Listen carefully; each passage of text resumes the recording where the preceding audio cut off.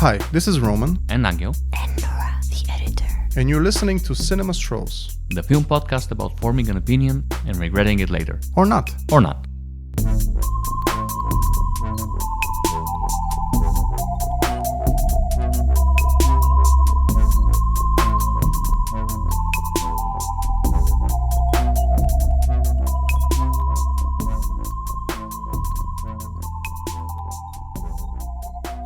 So, we just watched a fucking movie, the newest by Paul Thomas Anderson, one battle after another.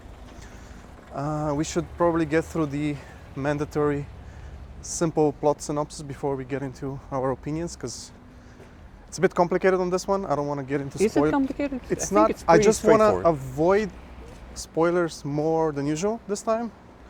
How do you feel about it? Because I don't want to spoil how things develop.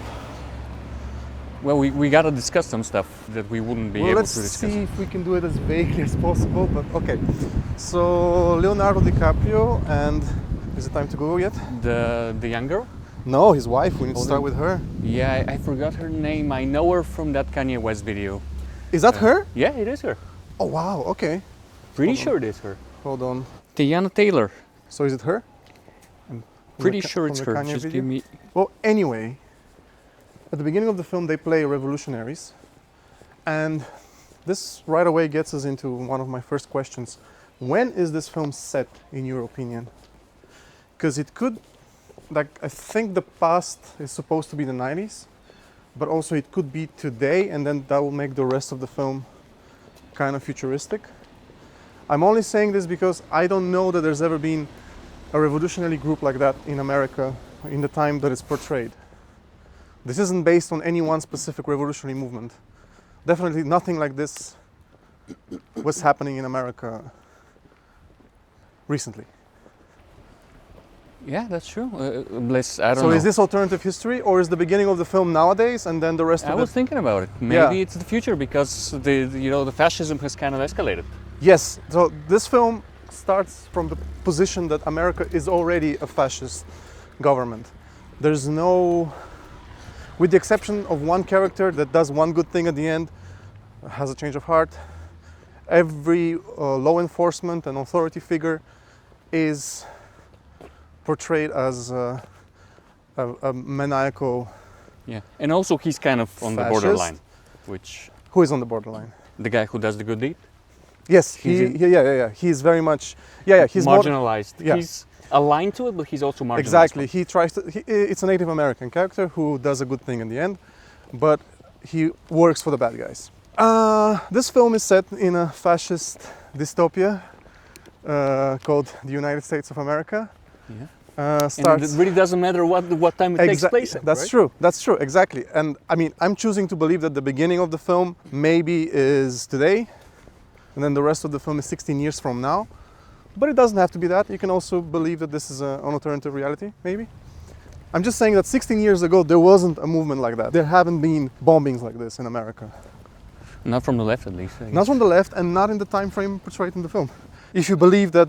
Yeah, it harkens back to yeah. leftist terrorism in like the Exactly, 70s and the Black Panthers and stuff like that. But even if it's alternative history, it doesn't matter. There's a colonel, played by Sean Penn, who is visiting from Dr. Strangelove, and he develops a weird sexual obsession with his wife. Tiana Taylor. Yeah, Which she kind of reciprocates, she which is does, the weird part. which is weird, and she definitely reciprocates, which leads to a betrayal of sorts.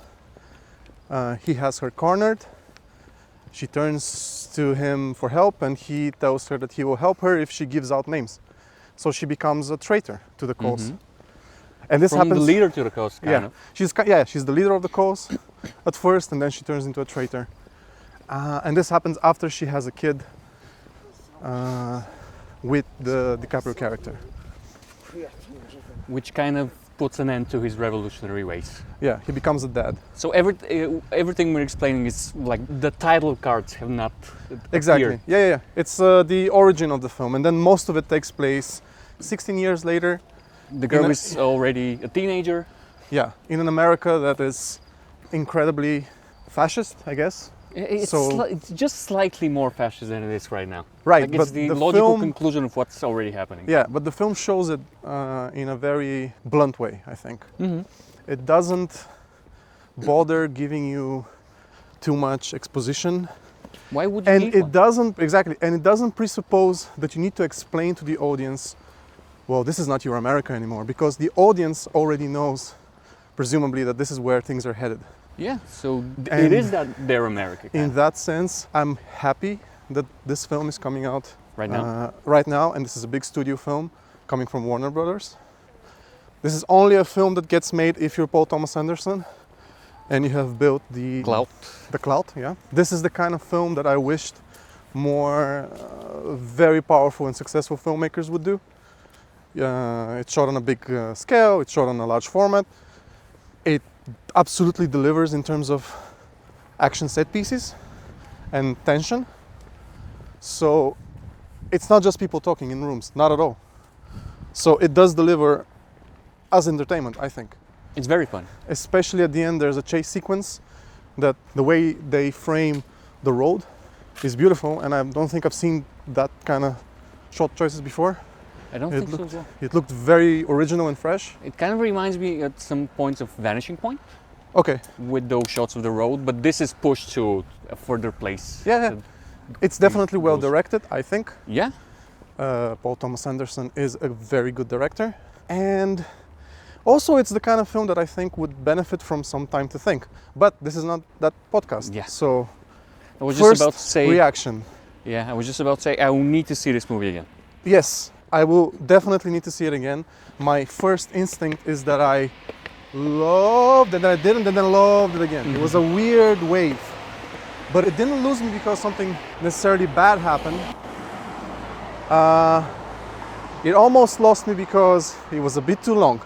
Yeah, it did drag a bit, Yeah, but I can live with that. yeah. And maybe on a second view, you'll see some details that you missed that True. keep your attention, you see the relevance in them being there. But yeah, the first part of the film, not the first part, but a large part of the film was paced very fast. And then it lulled for a second and it started losing me again. And then the ending was very good. So overall, I liked it. Don't know if I love it, but I really enjoyed it. I think it might grow on me, to be honest. I think it might grow on me too. I think Right this now? is definitely, first of all, let's start with whatever concerns we might have had before we watched it, just based on trailers. I don't think the film does Well, the trailer was very bad. I don't think the film does the things that we were afraid it would do. Yeah, thank God. I think the film has its politics in the right place for the most part. There are some jabs made at, I guess there's some jabs made at leftist infighting and people not being able to get to the point because of, I guess, there's a character over a phone in a very funny scene that mentions safe spaces and talks about microaggressions, which might be a bit cringe in terms of like, it might be a bit old men yelling at these youngins. Well, the funny thing is that the guy on the other side is We see him and he's actually old. Yeah, which is a funny reveal. Yeah. And I think that it's supposed to say, this isn't going to get... Exactly. This is not... I mean, DiCaprio says it. I mean, he's incompetent throughout the whole film, but he's right when he says this is not how you do a revolution. Exactly. Which is the point of the scene, I guess. And we know, and we've talked about how leftists have a problem building coalition. And I think that scene was about that, I think. Yeah. And also with the whole film is kind of about how inefficient the resistance actually is. Mm-hmm. With small pockets of very competent people who are doing actually... something on a local level very Yeah. competently. There's a character And played by Benicio del Toro Who's amazing. who's amazing, and he's basically in his little pocket, he's doing God's work. He's actually helping a lot of immigrants and providing a safe haven for people trying to survive in America. Yeah, and while DiCaprio is flailing around, Yeah. being completely useless. I want to get this out in the open. I think this is a very good performance from DiCaprio. It is a very good I don't want to performance. spend too much time praising him because of Because of the Israel... Hotel. Assuming Hotel that that's thing. not fake news, then I want to say fuck that guy. yeah. But he did. Great actor though. There's been a Great question. performance though. Yeah, there's been a question of whether or not he's a great actor. And there are those who claim that he just shouts a lot. Well, he doesn't shout that much in that. I think this might be one of his best performances. I think it is. In many, many, many years. Mm-hmm. I mean, definitely his best work since he played Rick Dalton in Once Upon a Time in Hollywood. I think he was very good in Killers of the Flower Moon. To be honest. Oh yeah! Oh shit! He was very good there. I'm so And it's sorry. another- I forgot one of the best. Again, can we make a list of the films that we wished we had watched while we had the podcast? Yeah, Because this is up there. Killers of the Flower Moon, fucking masterpiece. Yeah, how do you get so old and you make one of your best films? I don't know. Just gotta be Marty, I guess.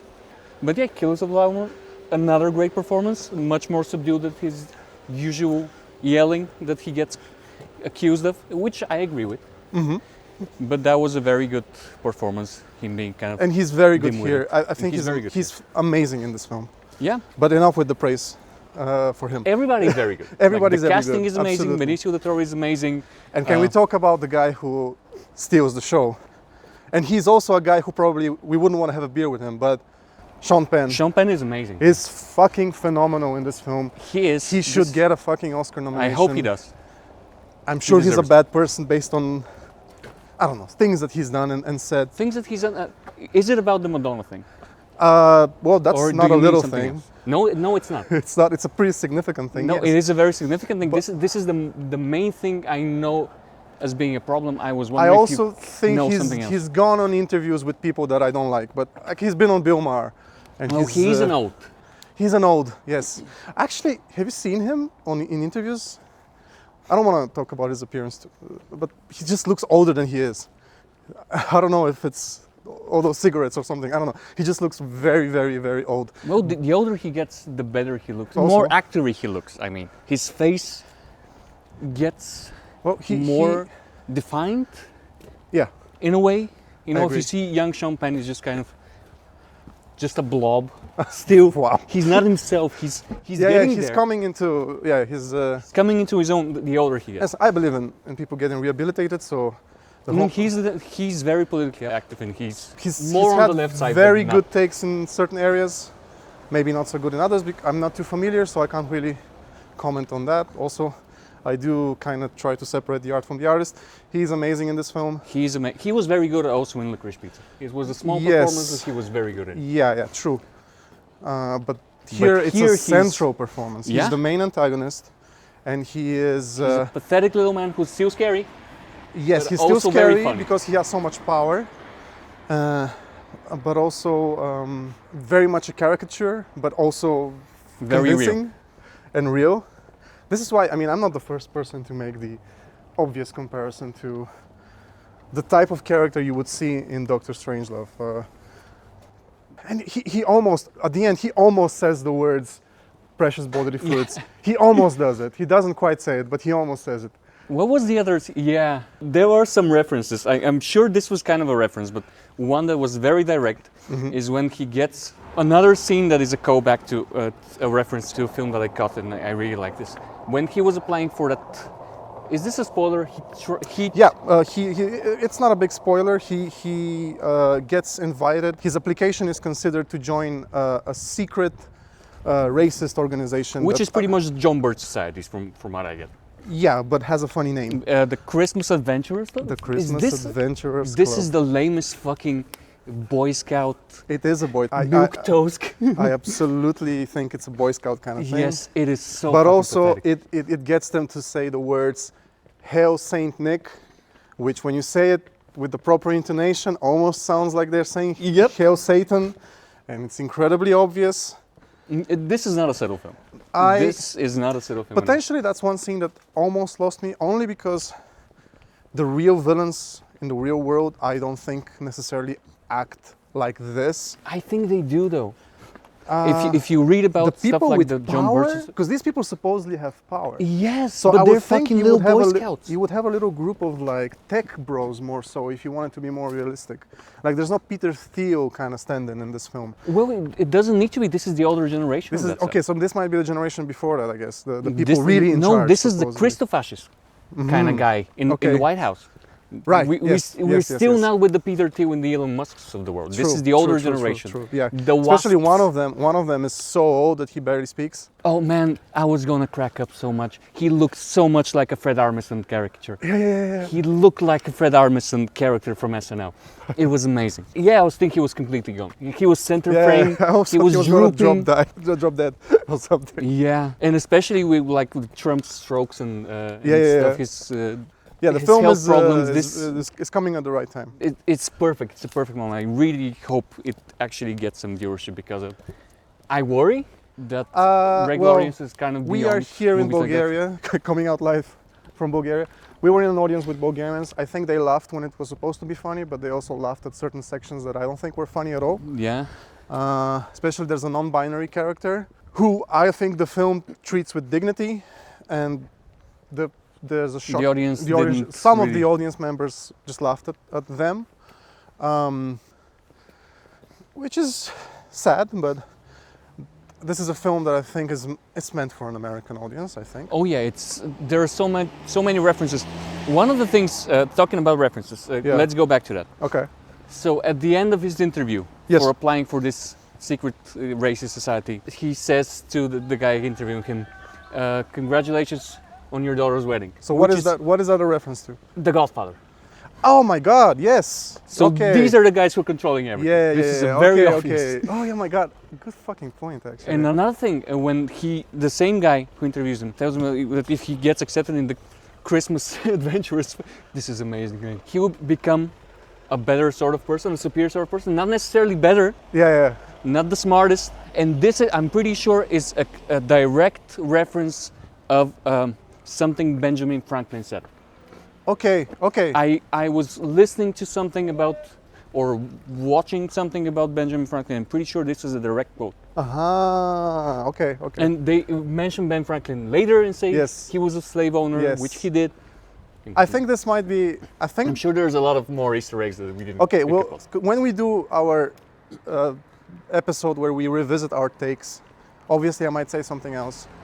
I think this might be the film that we've watched for the podcast that I am the most excited about. And you weren't initially, I feel. I wasn't. I was very skeptical actually because of those early trailers. The film is very funny, but They- they try to convey this through the trailer, but they're doing a horrible job of it. Yeah, they're trying to make to lean on the comedic aspects of And the they're film. trying to sell it to people who wouldn't be interested. I which is- agree, but also how do you sell a Paul Thomas Anderson film these days? You know, like Yes, but this isn't the master, you know. This is a much more breezy, enjoyable and enjoyable, understandable film. yes. Yeah, it's his most. I think it might easily be his most mainstream in terms of cinematic language. No, after Boogie Licorice Nights. Pizza is very accessible though. It's very it's a accessible, but I coming-of-age think comedy. less people would be excited about Licorice Pizza. I, for one, was not too excited about Licorice Pizza. It's a good film though. It's a good film, but it's not. This is a better film. I'm gonna commit to saying that this is a better film. This has larger themes on its mind. Yeah, this That's is a something more to say. prescient and important film than Licorice Pizza, because Licorice Pizza was his American Graffiti kind of looking back at his childhood kind of film. Yeah, all I meant is an accessible Yeah. film for a larger audience. We should mention that this film was inspired by a Thomas Pynchon novel, Yes. not based on. But My main worry was that it would be a repeat of Inherent Vice, which is one of my least favorite Paul Thomas Anderson films. As somebody I who haven't seen loves Inherent Pynchon, Vice, so- somebody who has read the book, the movie was a letdown for me. Okay. It's not a terrible movie. It's just kind of so what. And this movie is not so what. And it No, does have definitely this film, whatever flaws it might have, this is not a so what film at all. Yes, and it definitely has some Pynchonian moments. It has the hippish reefer vibes. One of my problems with Inherent Vice is that Joaquin Phoenix's character is very Lebowski-ish, but this is the character in the book as well. Well, That kind I definitely got some Lebowski yeah, vibes from this film as well.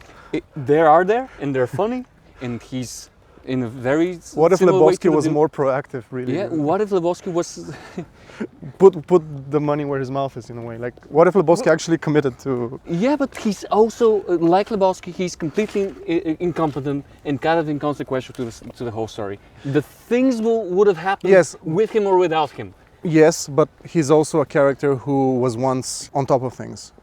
Maybe Well- not as much as his wife, but I think, especially with the ending, the film does suggest that, you know, things pass, people age, and then it's up for the next generation to pick up and to Yes. fix the mistakes of the... I agree, absolutely. But I feel that the main point of what the film is trying to say is, yes, he was a revolutionary. He was a bad revolutionary, though. He did his best. Yeah. He was incompetent. And then when the he whole had generation was the incompetent. moment he had a kid, his daddy instincts kicked in, and That's not a bad thing, you know. it's not a bad thing, but he doesn't have a hard time giving up on the revolution. Yeah, which what happens with most people when they have kids, I guess. They have something more precious. So how In their lives. how do we read? We have to talk about her, his wife, a little bit. I'm not entirely sure if my perspective will be particularly enlightened, but then again, Paul Thomas Anderson is also a white guy, so He's a white guy with who's married to a non-white person who has interracial kids. okay. And the film is very much also about that. Yeah, Yeah. Okay. but he's an older Gen Xer white guy, so he can be perfect on race even though he has interracial shit. Yeah, of course. But yeah, so at the beginning of the film, there's a weird dynamic that happens between her character and the Sean Penn character, which is a bit icky, and I'm not entirely sure I understand Me neither. what's happened. I understand his perspective. He's a racist who is also sexually aroused from a person of color. I understand that because that's a trope. Well, first of all, that's a trope we've seen it in other films. Yeah, but it's also in real life. It happens in real life. And other than the obvious plot function of that interaction for later on, spoiler, he thinks, and maybe it's true, that actually Leonardo DiCaprio's daughter is actually his daughter. But other than that, why did it happen? Which is, what is she getting out of it? Because it's pretty much consensual. But also it's consensual, but with an agenda. I mean, the first time he accosts her, no, the first time they meet, she sexually humiliates him. And he loves it. And he loves it, exactly. Then later on, he finds her and tells her, I'm not gonna spill the beans on you if you meet me later. So if you sleep with me, you can continue Your doing revolution, your, exactly. your And little she goes revolution. along with it. Yeah. And she goes along with it, but the whole dynamic is very much abusive. Not abusive, but it's like a S&M kind of thing. She dominates him sexually, and he really, really enjoys it. Do you remember the shot of her leaving after this interaction? She did not look happy. Yeah, you could say. I don't think. So is it consensual? It's kind of. I mean, it's coercive, she's being coerced. Yes. But also, yeah. I don't know. I feel it's a weird dynamic. I want to watch this film again because she's not a sympathetic character. She is not, very because very the moment unsympathetic she character. gets like after she has a daughter, Even before that. Because when she has a daughter, she resents the fact that she's not the center of attention anymore. True. Yes, she resents DiCaprio and her baby for him paying all the attention to the baby. True. And then she leaves, supposedly to follow her heart and to really, really go out on the revolution. Then something happens. She kills someone. She gets caught. Can we discuss who she kills? She kills a black person. She kills a black person. Yeah. Which is an interesting choice, a pointed choice. And then she gets caught. And then everything gets unraveled. A lot of people get killed. Sean Penn goes to her and tells her, "Give me some "Give me names, and I can put you into witness protection." She then escapes him. Yeah. So it's not like she goes along with it, and then like stays with him. But she does give out names, and because of her, we see direct, unblinking comeuppance against her crew. People die. Yeah, One character, what's her name from one of the Haim sisters? Yeah. Yeah, the one who was in Licorice Pizza. She gets shot in the head. Yep. Because of that, and by Sean Penn. Yeah. And by the way, up to that point, with the exception of the one killing that she did, they don't kill people. Yeah. She fucks everything up. Yeah. She's the reason that everything kind of goes south, and then she goes south, literally. Yeah. She goes to Mexico. Yeah. And we don't see her again. And everybody who's left doesn't have, the best opinion of her or her daughter. They resent her, and by extension, they also resent her daughter. In a way, she's neither welcome amongst the revolutionaries, nor amongst the. She's not welcome in fascist America. Yeah. Yeah. And I mean, I'm not super qualified to discuss the nuances of that. I think the film is poignant, and I think it's trying I have to watch it again. I need to watch it again. I was confused by the language that they used, by the portrayal. I guess it's, again, as far as white European can pick up on stuff like that. Uh-huh. It's another criticism of modern ultra-leftist, maybe, or the modern equivalent of the people who want to do the revolution. Uh-huh. How they're it can feel a lot like kind of old man yelling at cloud. Mm-hmm. There is a problem of, look at those people, they think they're the Black Panthers, but they're not. Yeah. They're not qualified. There's something missing there. Except they kind of are, though, because they actually do the work, you know. Because this doesn't work as a criticism of online leftists, because we see them do the work. They actually commit. They do. So it's not that simple. Well, he shows them as being competent in what they do, but then he criticizes their character, I guess, which is an interesting take. Yeah. And I need some time to digest it. Mm-hmm. But yeah, we start with a very, very unsympathetic revolutionaries. Mm-hmm. And then 16. Yeah. Sorry. Go ahead. And then 16 years pass. All of this is behind DiCaprio. Daughter knows a little bit about it because he's trying to protect her kind of overly. But she hasn't hidden her. He's portrayed her mom as a hero, but he hasn't lied to his daughter. Like, she knows that she comes from revolutionaries. Yep. And he's prepared her to sort of survive if something happens. Yeah. And then he kind of fried his brains with drugs. Because he misses his wife and he's disappointed by her betrayal, and maybe he doesn't feel very qualified to be a single father. Mm-hmm. Which, to be fair, he's not doing a great job, but she is very competent. Yeah, she's great. She is the hope. Yeah. She's the hope for the future, which. Yeah, she's the hope for the future of America. Yeah, and the actress is very good. She's great.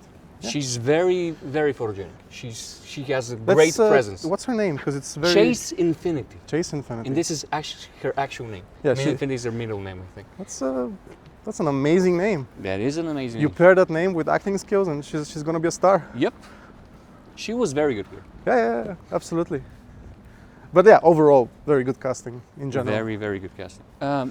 When something I thought was very funny, and I know you don't want to go into spoilers, but we kind of said the whole story. There is this dynamic.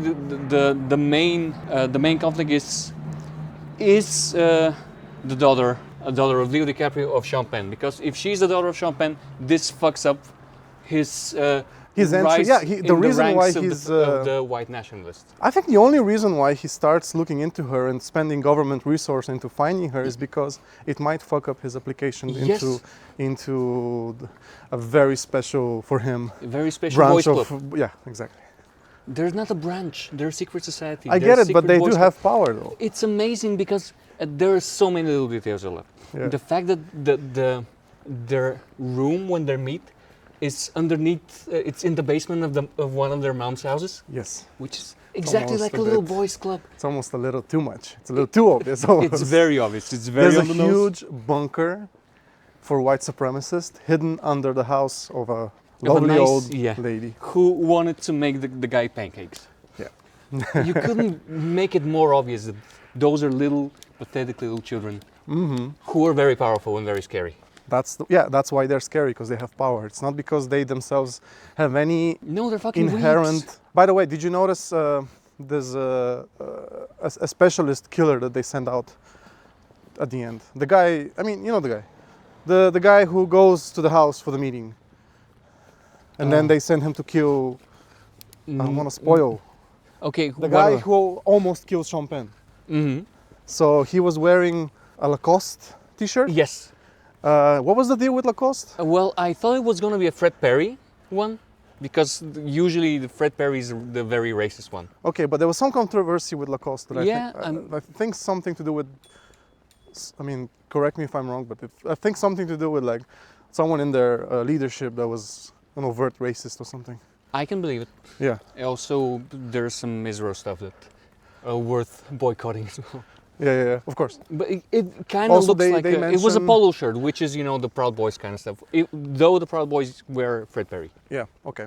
One of their members was pissed off because another member of the racist society had his Mexican illegal workers seized. They Yes. mentioned that.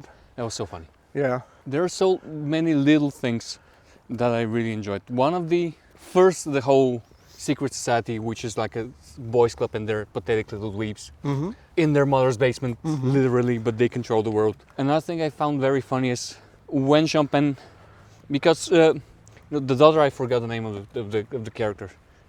I think it's Charlene. Her actual name is Charlene, but they call her something else because she's kind of in hiding. Yeah. Was it The Chase Infinity character. Was it Willow? No. Was it Something with W? Willa.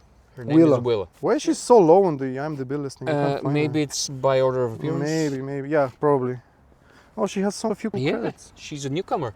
Anyway, so she learns that her mother, who she thought was a revolutionary hero, was a rat. And there's a meeting between her and Champagne. I don't want to get into too much detail. But he's like, I love your mother. She was a warrior. Then she says, no, she was a fucking rat. And he gets very angry. Mm-hmm. You know, no, she was a warrior. She was protecting the weak. And No, I think he says she was fighting the weak. I'm pretty sure he says fighting the weak.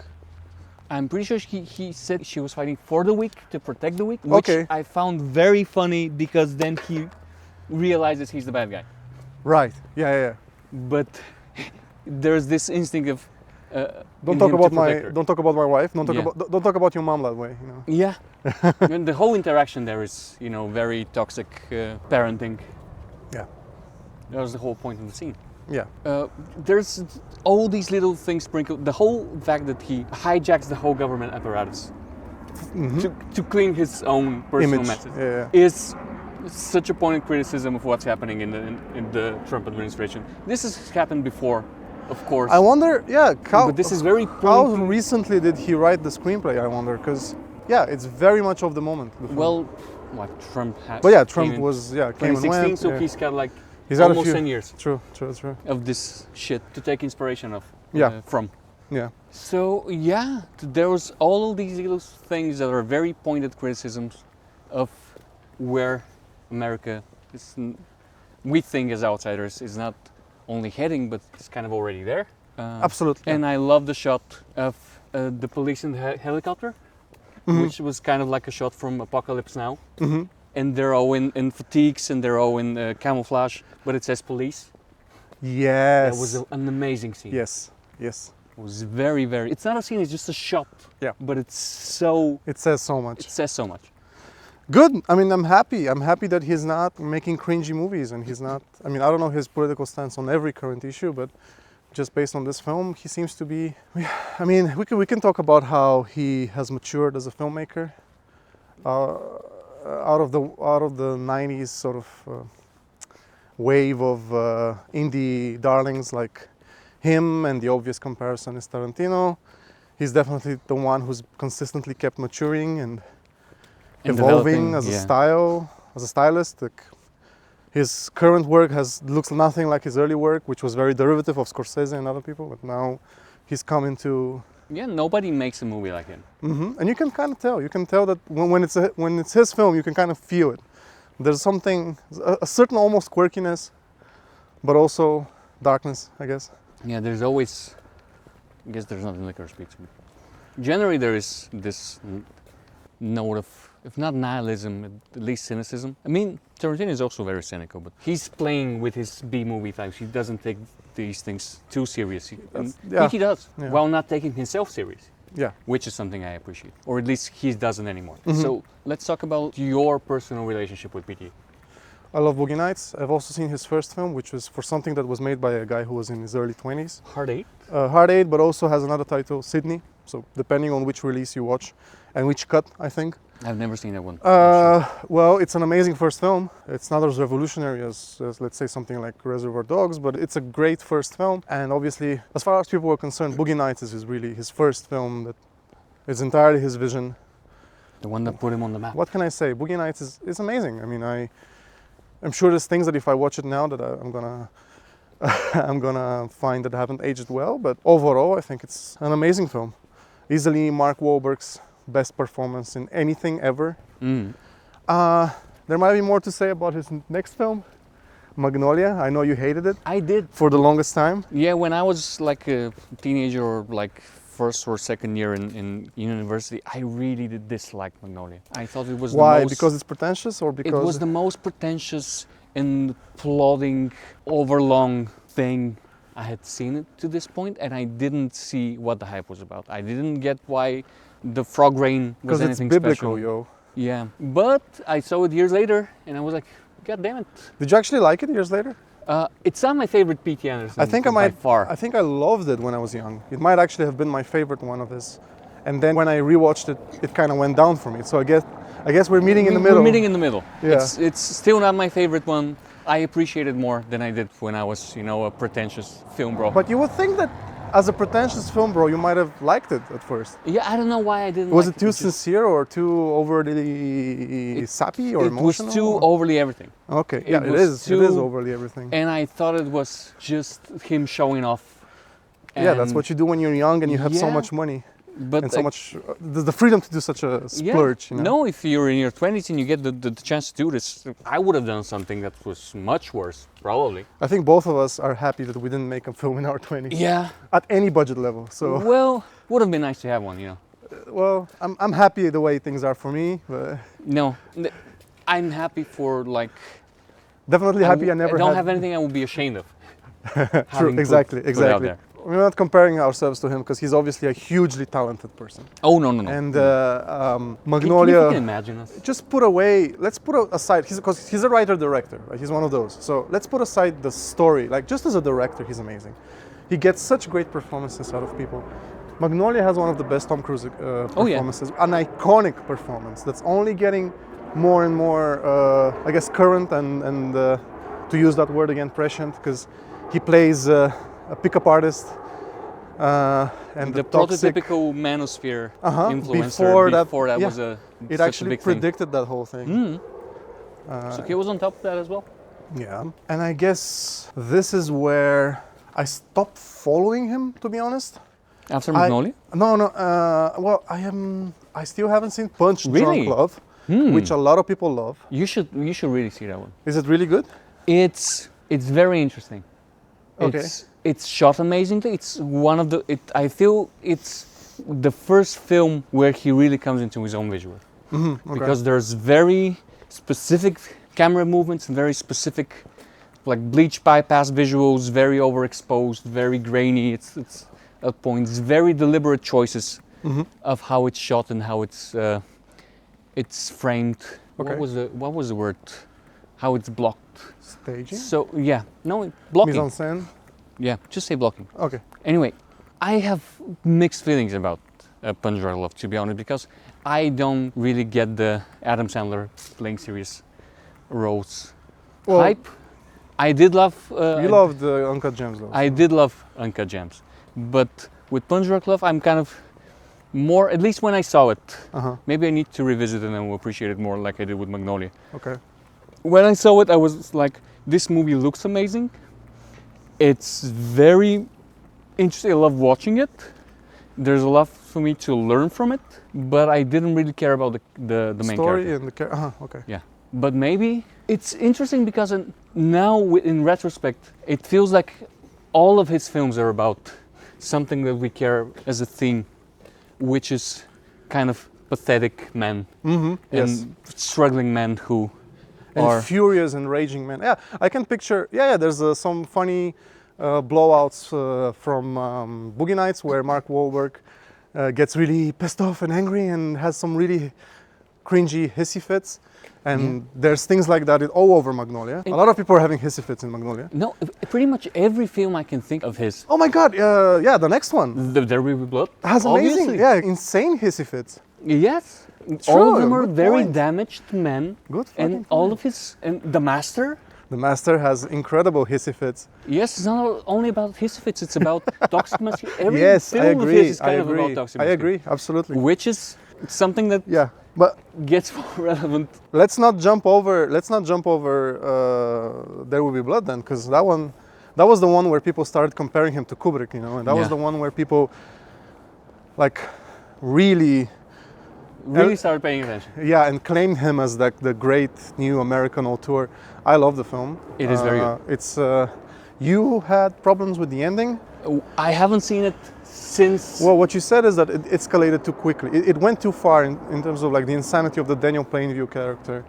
Yeah, I need to rewatch it. I remember being very impressed, and then it lost me at the very ending. I think it's an amazing film coming from one of the best cinematic years ever. I believe 2007. I think so. That was the year of No Country for Old Men, which won the Best Picture Oscar. I think that was the year of Michael Clayton, and that was the year of There Will Be Blood, and a few other things I think came out in 2007 that are like landmark work. And then, Good vintage. and it happened right before the comic book overtake. Yeah, so right 2008, before The Dark Knight made all the money in the world. Exactly. And then the Avengers. So 2008 is Iron Man, Dark Knight. 2007 was an amazing year for films, but also it was an amazing year for mainstream media talking about good movies. So, you know, I watched, we were discussing No Country for Old Men with my classmates from school. Oh, damn. So, like, movies like that traveled more back then. Yeah. This was before the comic dark book, times. the comic bookification of everything. Which is why I'm happy that, and I'm hopeful that people will watch this film, because It sure is a conversation starter. studios don't really make films like the types of film that he used to make, unless you're him, obviously, unless you have the clout. And even, I mean, you could say with this film that he's also choosing to do something a bit more mainstream in terms of the action aspect of it. If this was more of a straight drama, I don't think it would have traveled as much. I don't Well, think he it's would yet have to made see it. actually. Maybe the film won't be successful even in this current form. We'll see. I really hope it's successful. I really hope it gets the ball rolling, makes more people more comfortable to criticize what's happening. Because otherwise it's preaching to the choir, you know? It's preaching to the converted. Well, yeah, that's the problem with, I mean, you know, the left leaning of Hollywood in general. Yeah. It's an interesting topic because everybody says, including the Republicans, talk about how everybody in Hollywood is left leaning. Well, the professionals working there are, but the CEOs, the don't chairman, care. They don't care. not only do they not care, they're very mixed in more conservative circles. The constant deals with the military so they can use military equipment for the movie so they wouldn't have to pay for it, which means censorship, which means portraying the military in a more, you know, a better light. Yeah. And this also goes for law enforcement, and this also goes with just a lot of the plots and a lot of the stories it say is very tailored for mostly white American audience. They don't want to rock the boat too much. Yeah. And if you have a more revolutionary character, kind of like in Black Panther, You have to tone him down a bit. you need to say, yeah, you're right, but this is not the way. Yeah. You've gone too far. I mean, this is exactly the Killmonger thing, where Yeah. you have a character which most of the audience is on their side, but then the heroes of the movie need to say, you know, you're right, but you went too far now. Exactly. So nothing too revolutionary, nothing that will scare, Yeah. just middle of the road. So do you think that this film manages to escape that trap, or is it still not revolutionary enough? I don't think it's that revolutionary. I think it's trying to point out, it's trying to engage. Because the film didn't have there wasn't a single apologist for the government, No? and also there wasn't a single moment where anyone said we're going too far. If No. anything, the problem with the revolution was that they were not very they're well very organized. ineffective. Yes, Yeah. and they were not very well organized. But the film very much clearly states, or at least doesn't condemn their actions. Oh no. You At want all. him to be more effective. Exactly. You were frustrated as a viewer, at least I was. Yeah, and there's By the no fact that they're so there's incompetent. no good cop character either. Oh no. How could you? So this this is very film- obviously a fascist state. Yeah. There is no going around it. This is the whole point of the film. So for something coming out of Warner Brothers, it's actually pretty damn revolutionary, I think. Yeah. I don't know how Zaslav allowed that to happen. He might be super hands-off and maybe doesn't really. I mean, I'm sure he's a liberal in the Hollywood sense of the word, but maybe he's a capitalist. I'm sure if the film makes money, he'll be happy. I don't know.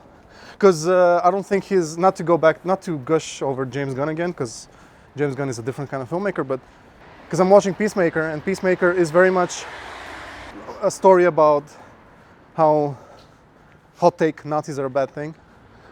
But it doesn't. It sets up a world that is very much like America, and the twist is that it turns out to be a Nazi America.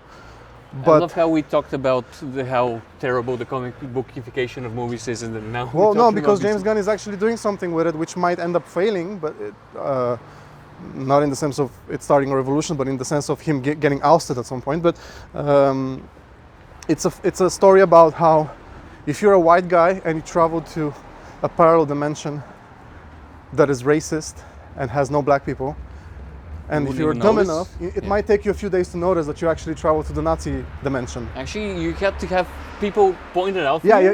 you have to have a few characters be like, "Did you notice that there's a big swastika on this flag?" I'm just saying that the it's tone still of the show is very kind it's of still coming out of Warner Brothers. So even though it's still David Zaslav and we hate him, he's- weirdly Warner Brothers is still the filmmaker studio.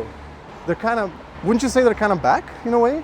I don't know. They Because also Sinners also came out from them this year. That's true, and they, with that very great deal that Ryan Coogler managed to get, and they were also heavily courting Tarantino before he's jumped to Universal, Sony. I think. I think it was Sony. Oh no, Sony. Sorry, yeah, Sony. Nolan went to Universal. Tarantino went to Sony. Yeah. So yeah, and I guess Maybe he's- Zaslav is very pliable. Like maybe he can, if you get him in a room and you. butter him I up. don't think so. I think he only cares about the. He's like, from what I've seen, from what I understand, he's like the ultra capitalist. He only cares about the final checks and balances. Well, I hope this stuff makes money then. Yeah, because the whole problem with David Zaslav, with him buying this, becoming the CEO of Warren Discoveries, shelving films that were already made because he can write it off as a loss and get tax deductions. Although, did you hear that the one of the films is coming out actually? The Wile E. Coyote one. Yeah, the Wile E. Coyote one is actually Yeah, coming because out. somebody bought it. Yeah. Somebody else. We're never gonna see that Batgirl film, which I don't care. But I mean, I'm, still I'm somebody sad worked for the on that. filmmakers because they got their work destroyed, but we don't need This is that not movie. time for. we don't need a leftover from the Snyderverse. Anyway, let's talk about real filmmakers. So, do you want to go back to Yes, P.T. please. Anderson Yeah, and please. Let's. the progression? Yeah, we went as far as. I'm There sure Will Be I'm Blood. missing something. So Punch We are Drunk Love, not. then he did There Will Be Blood, and Yep. then he did nothing until. No, Phantom no. Thread? He did The Master afterwards. He did The Master, which I love. I think The Master might be my favorite film. I think of it's his. great. I think it's an amazing film. He did then Phantom Thread. Did you finally see Phantom Thread? I did. It's great. It is great. It's beautiful. It's everyone's favorite of his, I think. Do you think? I think so. A lot of people think it's the one that. I don't know. It's a very gentle film. Yeah, it's the gentle one. It's the emotional one. Yeah, it's beautiful. Very good performances, and again, broken, Pathetic man. dysfunctional, pathetic man. Yeah. I remember the last time I watched it was with my mother, and she didn't like it at all. She didn't she like did not- Phantom Thread. No, she did. She did not. She didn't like that dynamic. Well, This very toxic it's not dynamic. a dynamic you're supposed to like, but I know. I know. she but didn't like being there. She didn't like. She didn't enjoy the film. Okay. I mean, we didn't have a very in-depth discussion. I just remember her Okay. disliking it. But it's beautiful. It's one of his most beautiful films. And it's one that he kind of shot himself, or he at a certain point he started kind of working. Let's hide here because it's raining. Okay. At a certain point, he started working as his own DP. Well, Not exactly. I mean, working with one of his camera assistants, I think, with the whole crew is and what he kind of says. collaborating on. Yes. Yeah. So he's not the DP. Everybody is the DP. Well, that's or there nice. isn't one. That's nice. They did And I guess it tons means. Well, that means that you can shoot a film beautifully without a DP. of, if you have all the other professionals. If you have all the other camera and professionals. sign, because they did tons of camera tests, what film stock to use, what lenses. I think the only film where he actually gets a DP credit was maybe it was Licorice Pizza. Really? For some reason, maybe he had to take a credit for some guild reason. I don't know.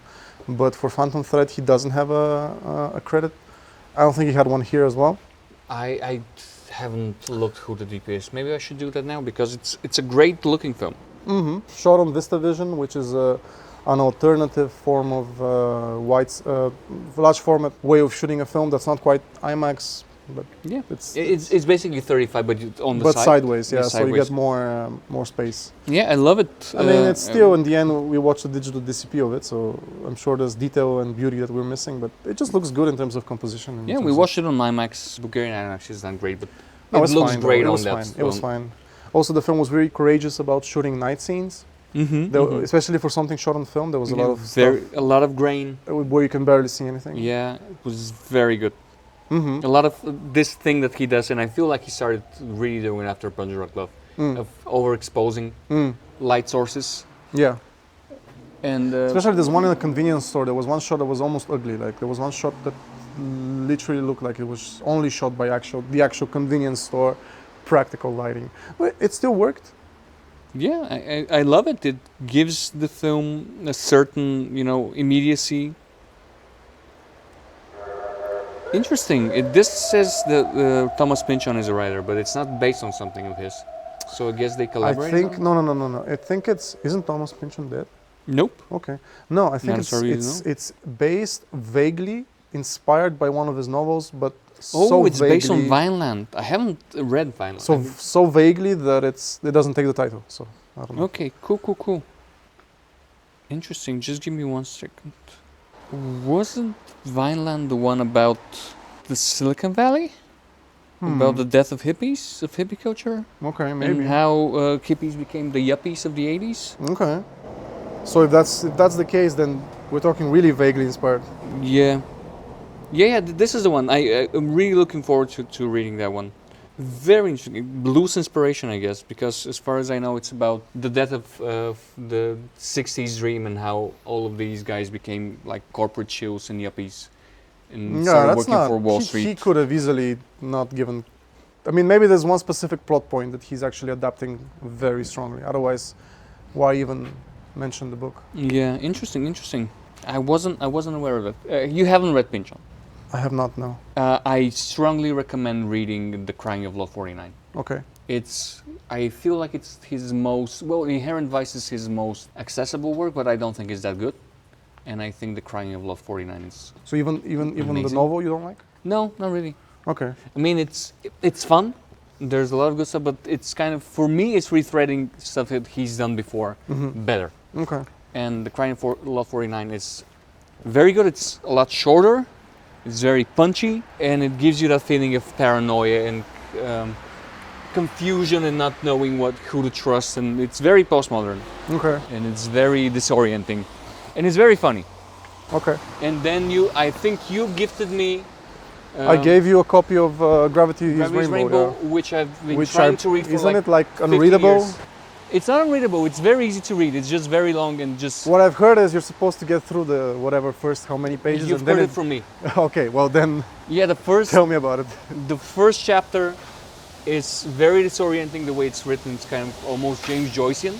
Okay. And when you go through that, then it's much more conventional and it's very funny. It's very relatable. It's kind of more, at least the parts that I've went through, kind of catch-22-ish. Okay. Which might be very deliberate on his part. It's about the Second World War.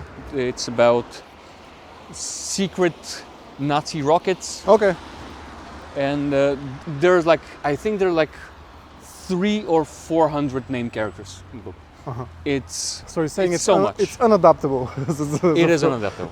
I feel it is unadaptable. Then there's stuff that kind of more supernatural that come into play, or more science fiction-y that come into play. It gets very bizarre. It's one of those novels that tries to encompass the There's- whole world. Yeah, kind of. There's also a lot of symbolism, tarot symbolism, and dream symbolism and stuff like that. And So you're saying I shouldn't start with that one? No, don't start with that. What I'm saying is start with The Crying of Law 49, and then you can try.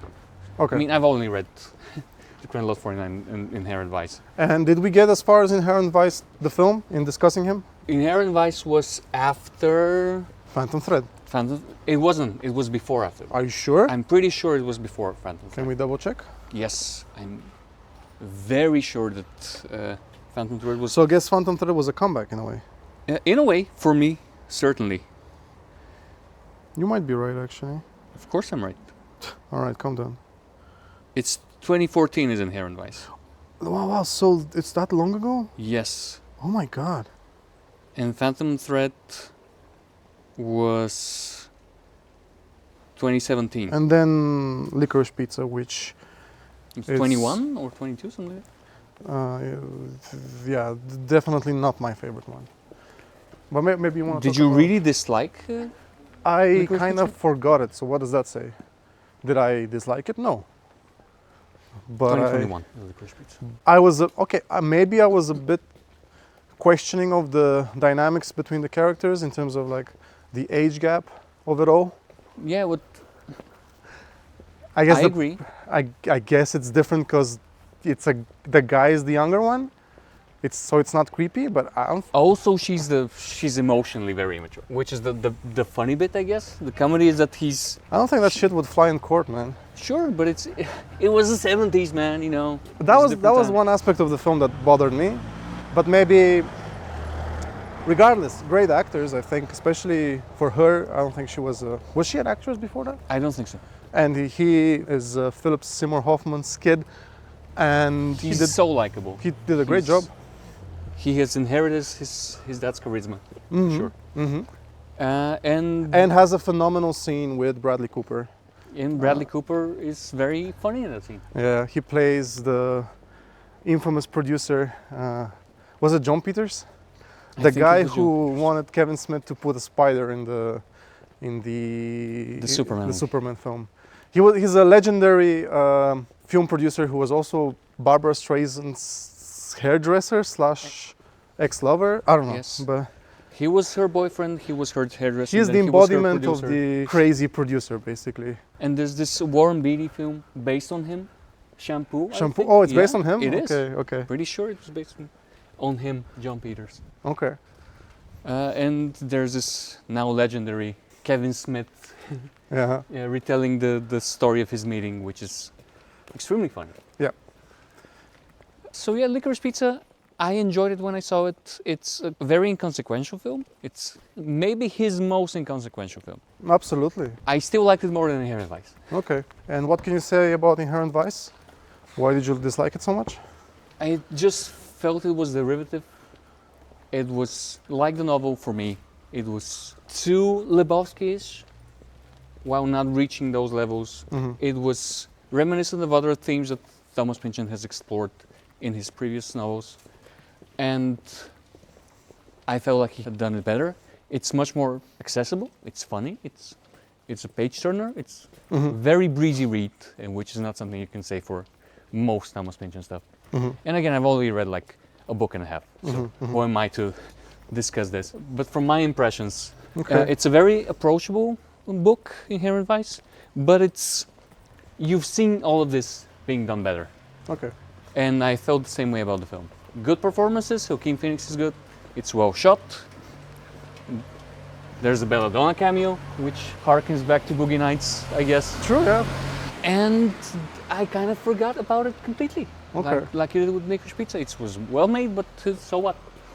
So him coming back with Phantom Thread was certainly a comeback in my eyes.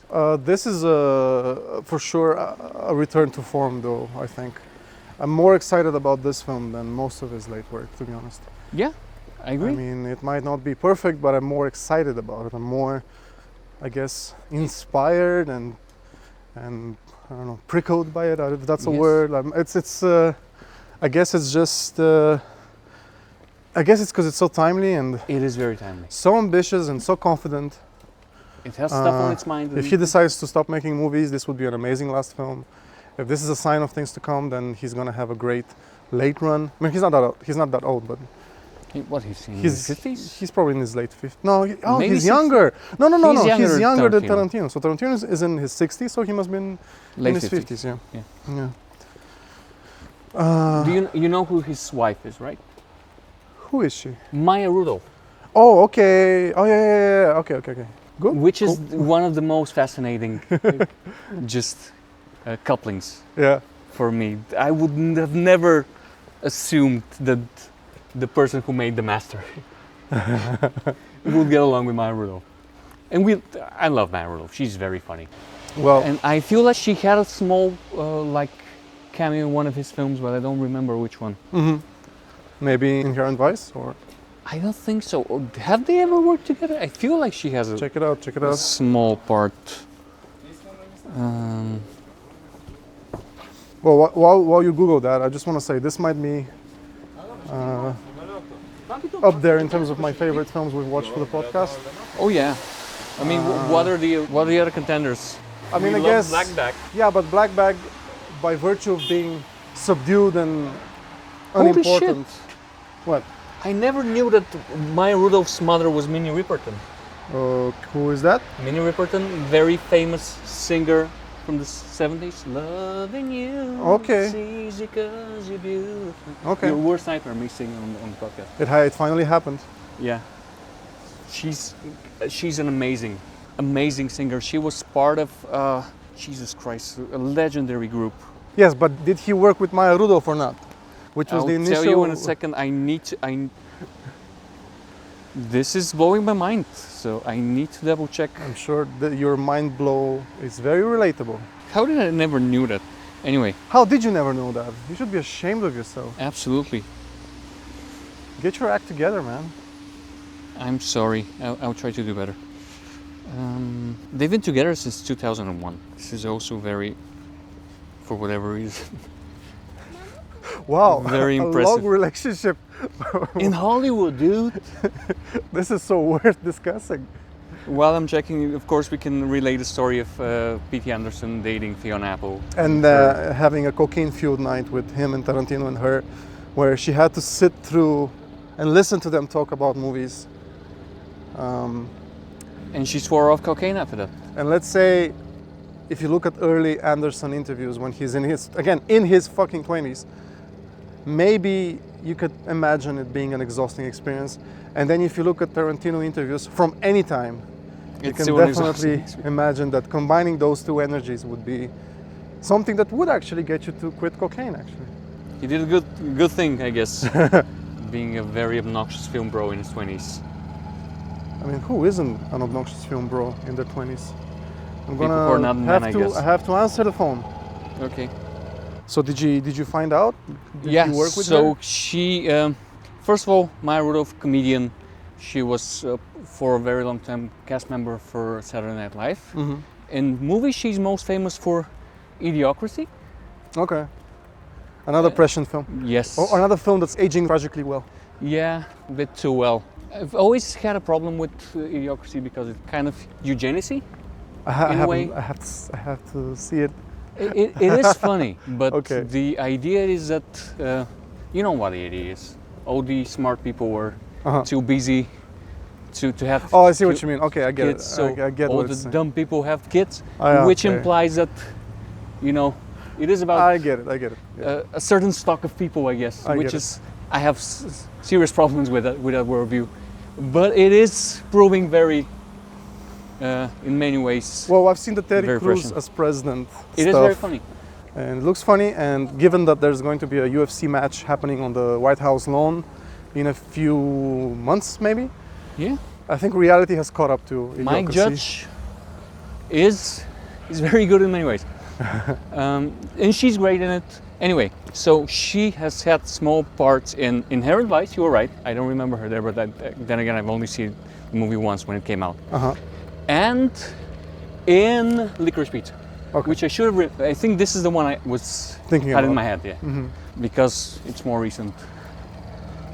Because I've seen it more recently because it's a more recent film. Anyway, we love Maya Rudolph. I didn't know about her mother being Minnie Riperton, legendary vocalist with a very high octave range.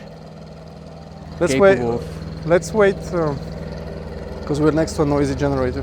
Yeah, capable of reaching very high notes in the whistle register. And the whistle register is something Mariah Carey is very famous for. Okay. Those impossibly high notes, which are not exactly singing. Uh-huh. It's kind of false or fake singing. Anyway, it's a very interesting technique. Can we work our way back to Paul Thomas Anderson? Yeah, sorry for the digression. I just really like Minnie Riperton. So, what were we talking about? Just the filmography? I think we're done. I think we covered the filmography. Yes, and something I just realized because I'm an idiot is that pretty much every film he's ever made, I haven't seen Hard Eight, is about flawed men. Like he doesn't have. There's definitely flawed men in Hard Eight, for sure. Yeah. Okay, so maybe not every film is about that, But it's but present. they're present there. Yeah. I mean, and many of the films are specific about it. Like There Will Be Blood Magnolia. and The Master, Magnolia and is Magnolia. definitely about that. Magnolia has so many stories, but one Yeah, of the but stories usually is definitely there's no. There's several shitty parents. There's several people who are traumatized from memory, mostly paternal figures. So, yeah, and the cop who's incompetent. yes, but a good guy and wants to Yeah. help. I wanted to say something about There Will Be Blood before we get back to Okay. One Battle After Another. My problem with the ending was, weirdly enough, then, was that I felt like Paul Dano, who's an actor I respect. I respect him. I often don't like him, but he's good at. He's good at being unlikable, I guess. Yeah, I felt like he wasn't up to that final scene. A lot of people have Which said that. I know it's the point, kind of, that he gets so overpowered and so, pathetic. Mm-hmm. But on the other hand, he tries to big time the Daniel Plainview And and it Daniel goes- Day-Lewis, and it just doesn't work. yeah, which is it's supposed to be the point, but I feel like he couldn't carry the scene. Okay. And then it kind of, in that moment, it just kind of fell apart for me. It didn't have that I don't that know, kick man. it was I know supposed to that have. scene by heart. I'm sure. It's just I It's- drink your milkshake. It's just part of the canon, you know. Yes, it is. It is part of the canon, and there's. I feel like he's one of the last directors who can be in the canon. No, don't say that. I'm sorry, but Don't say that. Some movies Well- don't join the canon immediately. of course they'll be reevaluated 10, 15, 20 years later. But I feel like the way the business operates now doesn't allow for original voices. I mean, who when can in deliver. this case, when you're saying like that. canon, you mean the American, Of course, the Hollywood. Hollywood or the American indie movement canon, I guess. Yeah. Because the canon is big. You know, there's filmmakers all over the world. You know, Yes, making that amazing we're work. not so familiar with it because we're American shows. Yeah, America weeps. shows. American weeps, yeah. Yeah. Not shows because we criticize. We're a lot. definitely not America shows. You shut your mouth. I'm sorry. Yeah. But we are a product of. I think we discussed it recently that I mean, yeah, like here we are we're talking all in English. Americans. We're making an English language podcast from Bulgaria, so obviously we are influenced by it. fucking weeps. We are not. We sure aren't influenced by the British, right? I mean, obviously we're influenced by America. Yeah. By the way, Mitchell and Webb have a new comedy show. Okay, is it good? I've only seen one episode. It was. Okay. I'm gonna see it because I really liked Mitchell and Webb. But it's interesting. They're trying to bring back the sketch show, and the sketch show has kind of been dead because YouTube and TikTok. Okay. But yeah, anyway, is there anything else left to say about Paul Thomas Anderson and this film in particular? Let's go back to this film. So we both had a lot of fun. We agree with the politics, most of it, as far as we understand them. Also, I think the film is really successful at juggling tones. I think it's ominous and tense when it has to be. It's very funny when it wants to be.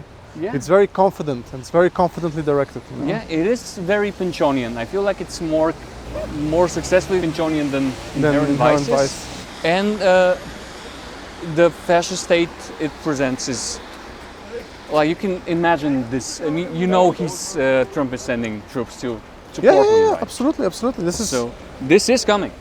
Yeah. This is happening, and we are not ready. I feel like this is the point message. of the film. Yeah. The message of the film is, I mean, it says it clearly. I mean, in- if anything, the film might be a bit too optimistic at the end, because it does end on a note of yeah, hope that's the children are or the future, the future, and they will be able to dismantle whatever. and what they is will happening. fix the mistakes of the parents. Yes, well, what is left really, for as far as hope goes. True. You do what you can, and you hope that there will be somebody to build up on on the foundation you have laid down. Yeah, this is a serious work also. It's serious about its issues and its topics, and it's While still being funny and still being Yeah. approachable by a mainstream audience. I guess one thing that we got sidetracked and we didn't discuss, because I said that it was my favorite film we've talked for the podcast, and you asked what else is there in terms of other candidates, and you were saying maybe Black Bag, but Black Bag is a very good film, but it's very Yes, that's the, small scale. it's a small thing. scale film. It's a fun little romp. Yeah, with small scale ambition, Yes. Mickey 17, I feel, has similar ambition in but politics. doesn't necessarily succeed as much. But it's not as successful in juggling its tones and conveying its message. You could maybe say the same about Sinners, although Well, I'm Sinners still was, not sure how successful or not it is. But I feel like Sinners is going to be in the canon. okay. I feel like this has resonated with the audience. Oh, it's definitely overseas. resonated, and I'm happy for that to be the movie of his that joins the canon over Black Panther. I agree. Yeah. Sinner has not aged that well in my mind. Mm. I think it's a very good film with a lot of things and themes that I didn't pick up on. Yeah. And I've read and watched some stuff that elucidate some of the things and connections. But I'm not the audience. Mm-hmm. This is the thing. Yeah. I'm not a black guy. I Yeah. cannot, as much as I want to be, an ally. There are certain things that go over my head because I'm a part of that culture. Mm-hmm. I do have noticed that it's very, just in terms of how much engagement it got and how much it gets referenced and how many people still talk about it. Yeah. I feel like it's a great success story, and I like this one better, but I don't think it will be able to get that reaction from mainstream society. Probably not. We'll see. Yeah. Maybe not. I'm rooting for it because I feel like the topics it's discussing and the fingers it's pointing Mm-hmm. are very, very pointed. This is a horrible turn of phrase, sorry. But it's very sharp in its criticism. The abuse of power, the pettiness, Yeah. the horrible things people do for personal gains, the inadequacy of the resistance. Mm-hmm. We are simply not ready for the fascist state. And even the people who are trying to fight back and who are, not totally incompetent. I mean, DiCaprio's character is very incompetent, but not all of them are. But they're still very flawed people. Yeah. And their victories are small victories. Yes. And even those victories, the implication kind of are kind of sanctioned Mm-hmm. and allowed for personal reasons by the fascist government. This is the problematic thing. I feel like the metaphor of Tiana Taylor's, her whole very problematic BDSM relationship with Sean Penn is, the broader metaphor it seems to be that it's kind of Big Brother-ish is Mhm. how I read it. Mm-hmm. Every resistance is sanction resistant. This is happening only because there's a powerful white man who allows you Mm. to go around blowing Well, stuff up when I and- was talking and about small playing. victories, I meant the Benicio del Toro character who... Benicio del Toro is the heart of the fucking film. Yeah. The grassroots person who is really trying to protect. And he His takes the...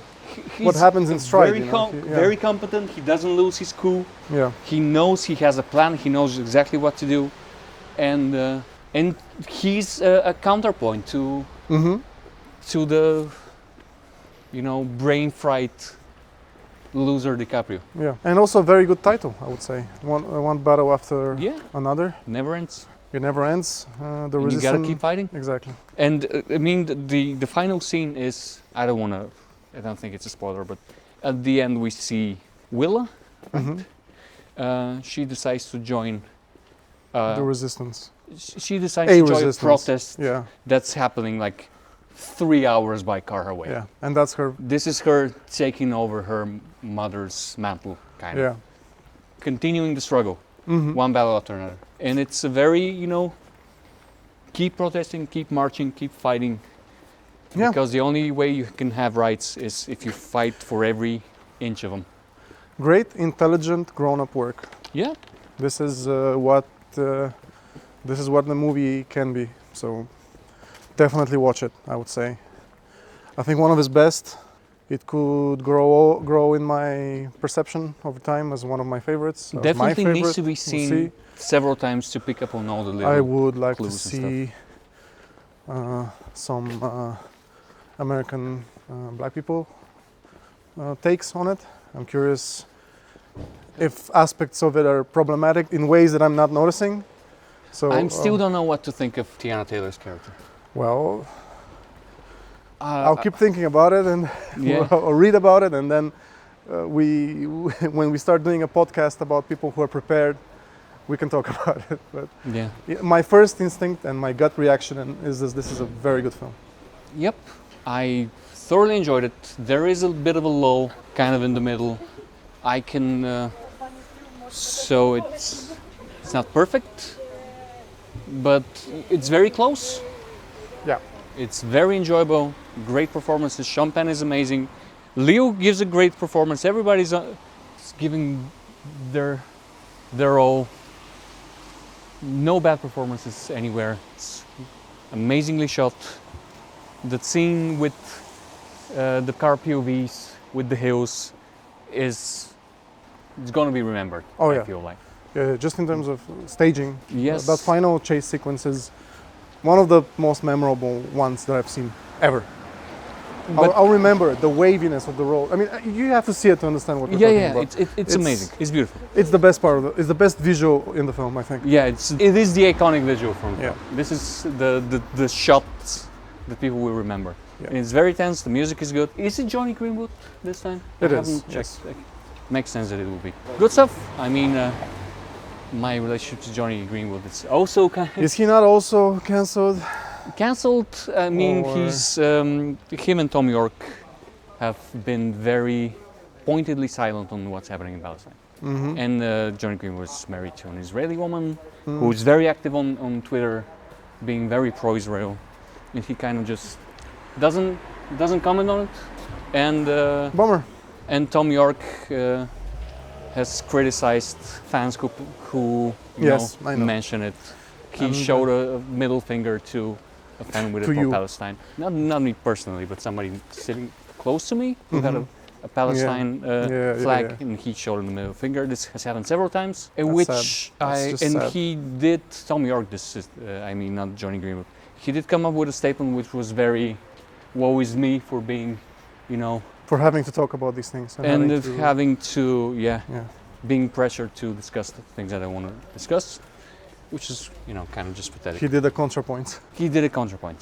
Yeah. Before counterpoint. Yeah. Anyway, as a lifelong fan of Radiohead and Tom York's music, I was very disappointed. So, Well, yeah, listen, separate the art from the artist. I mean, in terms and of again, Johnny Leo DiCaprio Greenwood, with his yeah, and fuck Leo Israel DiCaprio thing, for yeah. the Israel Hotel thing, if it's true, and I assume it is, so fuck that guy. But which is kind of ironic, DiCaprio being in a film that's very pointedly directed against. people compartmentalize.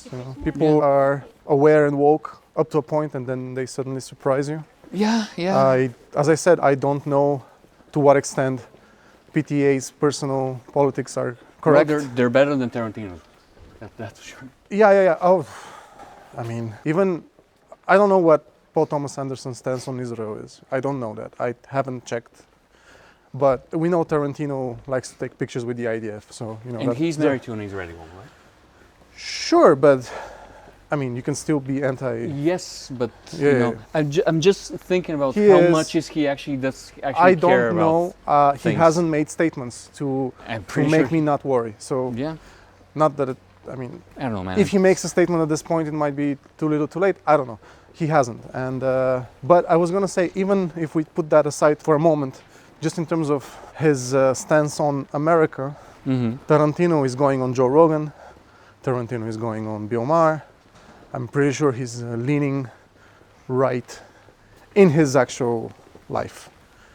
And It's very funny that we mentioned Bill Maher based because on this film, I can assume that PTA is not. So yeah, he's broadly liberal, and it's kind of ironic. I think slightly more. No, I think he's slightly more than. I mean, this He's film on the was left. very biting. Yes, I feel so. It's not a wishy-washy kind It's of not liberal stuff. wishy-washy at all. No. This film is pointed and biting. I just feel it's very funny Tarantino being on Bill Maher. First because, they both have a bit of a black people fetish. Bill Maher dates black women famously. Tarantino wishes he did. I don't know. Tarantino wishes he was black, Yeah. and he has a very, serious connection to black culture and blaxploitation cinema and music, and he's always been trying to be very pro-black in his politics and the movies. I mean, Django Unchained is very obviously Mm-hmm. film engaging with the racist history of America towards black people. This doesn't seem to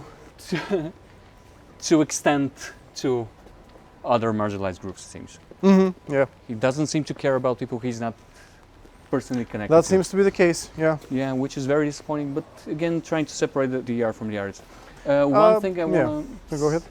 say in conclusion, not say but talk about, is a reaction we heard from other viewers when we were getting out of the cinema. Ah, yes. Because Tarantino was mentioned. Yes. The rivalry, who's the greatest of that generation of indie darlings, PTA, who's the more mature grown-up person, obviously from the group, or Tarantino, who was the more